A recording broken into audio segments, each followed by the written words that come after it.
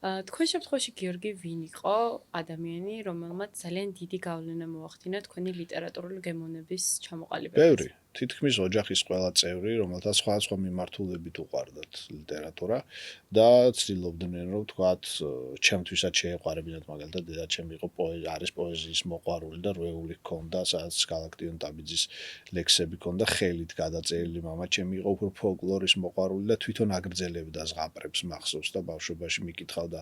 ბებიაჩემი საერთოდ ქართულის მასწავლებელი იყო და ბუნებრივია, რომ ამ თვალსაზრისით დიდ გავლენას ახდენდა. ბაბუაჩემი ისტორიის მასწავლებელი იყო და მომიჯნავე დარგია და ამ ტიპის წიგნებს მაგითხავდა. ანუ ყველამ ერთად ჩემმა ახლო ნათესავებმა და რაღაც აზრით დრომაც. იმიტომ რომ დრო გამსაზღვრელად მნიშვნელოვანი იყო. კაცშვილმა არც ის რამდენი საცდური რომ ქონოდა, რაც თანამედროვე ბავშვს აქვს, ხო?